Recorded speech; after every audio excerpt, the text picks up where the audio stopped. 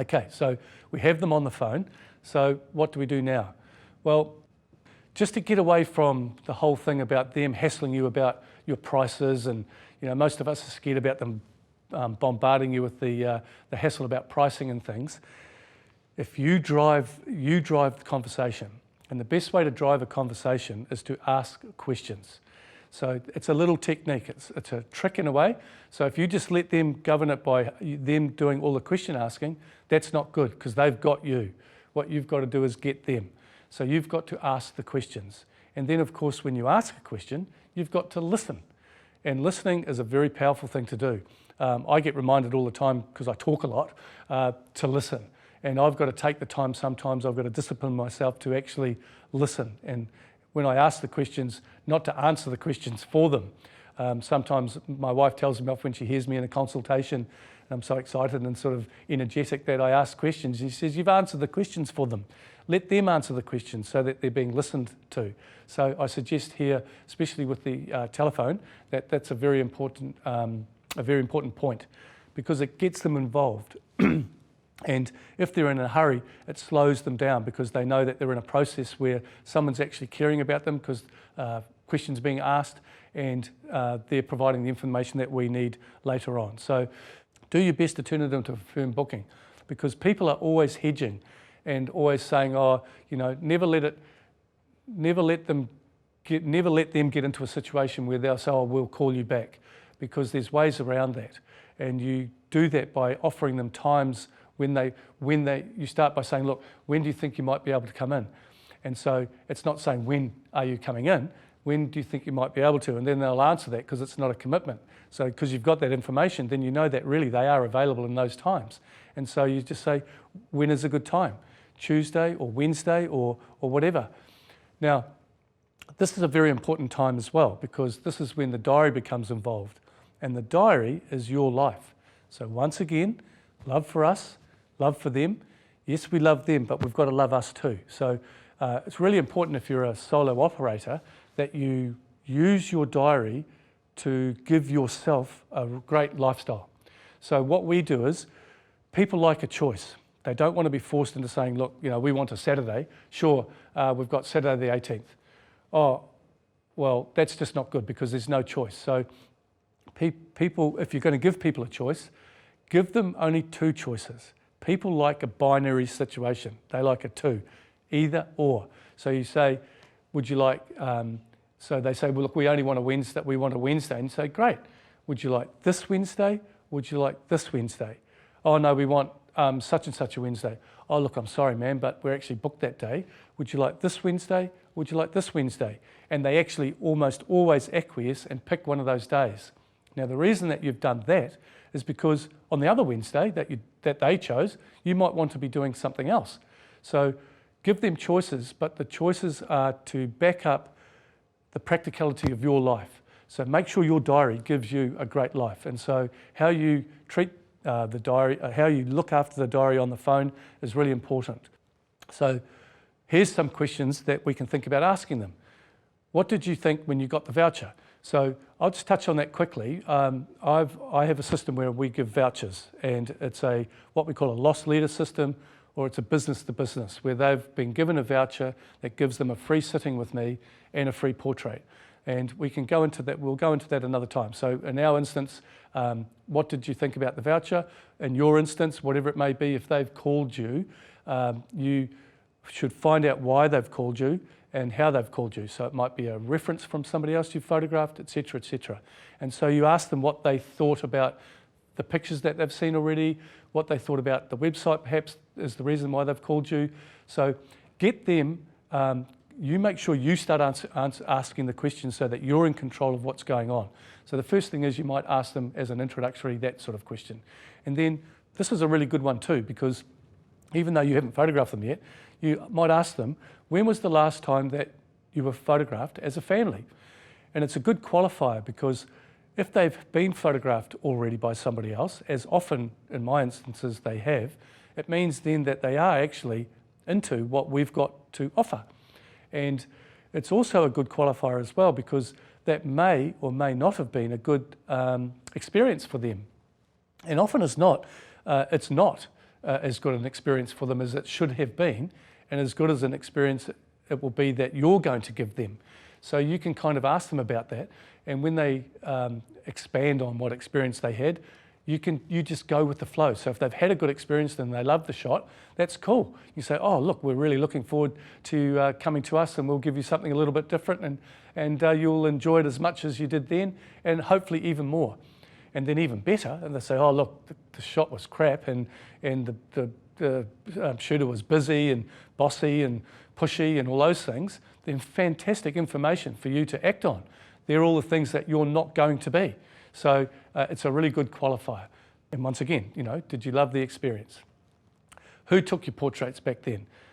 It's a question you can ask. They often actually don't even remember, which shows you how not much of a memory it was really. Often when we ask that question, they can't even remember who photographed them, because it might be in a mall or might be something lesser of the situation that they're in with us. So, but it's a good question to ask, because if they answer that it's a really successful photographer in your town or city, then you know that they're qualified. That's a qualifying statement right there.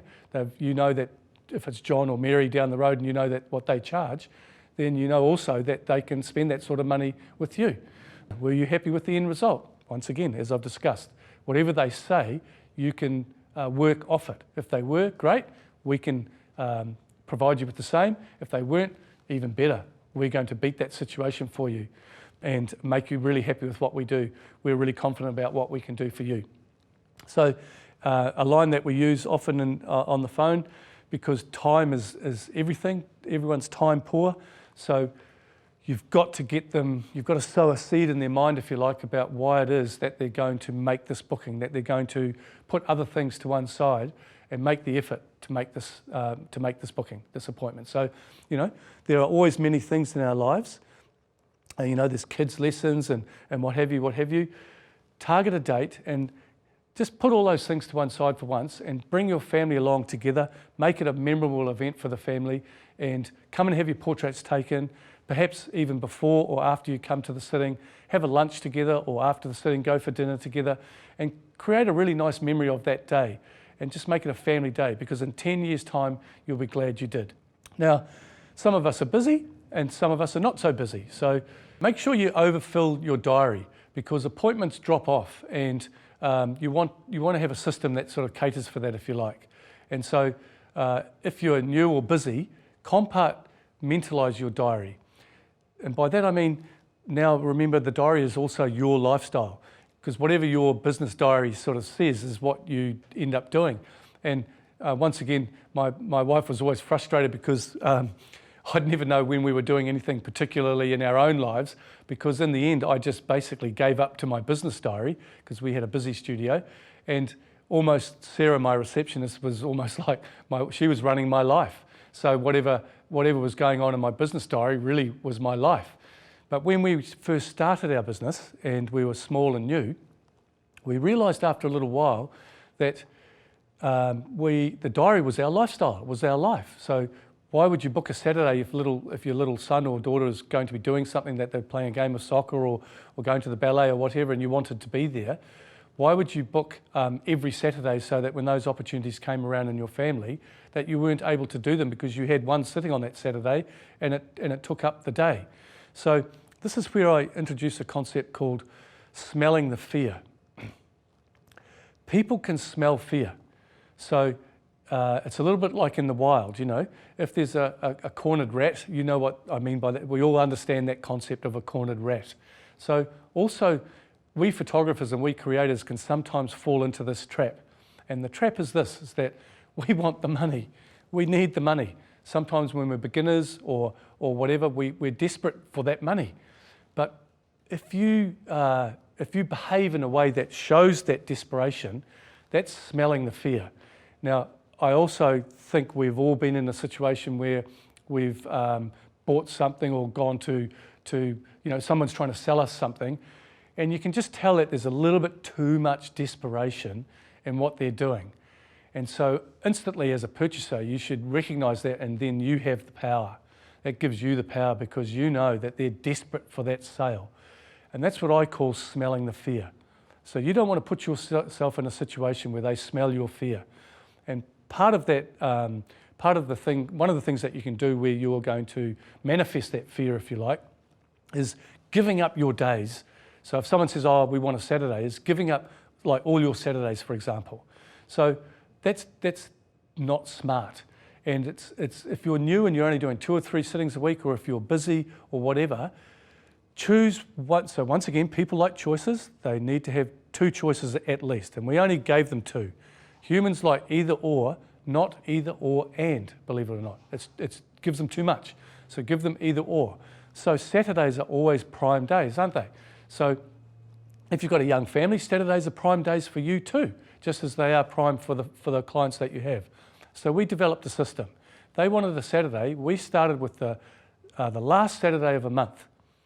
And we would start with the last Saturday of each of the months, if you like. So we would say, okay, they wanted a Saturday, and we say, sure, you can have the 28th of July, or you can have the 28th of August. And they go, oh, no, we want the 14th of July. Look, I'm sorry, man, we're booked on the 14th of July. You can have the 28th of July, or you can have the 28th of August. And they might be a little bit grumpy, but they pick one because you've given them a choice. And we don't just say to them, look, you can't have the 14th of July, you've got the 28th of July. You must give them 2 choices. But they're 2 choices that are your choices. Sure, they're choosing from it, but they're choices of yours. So every time someone wants a Saturday, start with the same 2 days. And so what we did was, when we filled up that one Saturday, then we could bring to the next Saturday in that same month. So what's better? One sitting each Saturday that stuffs up each of those Saturdays for you? Or would you like 4 sittings on one Saturday and you've got the other 3 Saturdays off? That's way better. That's lifestyle.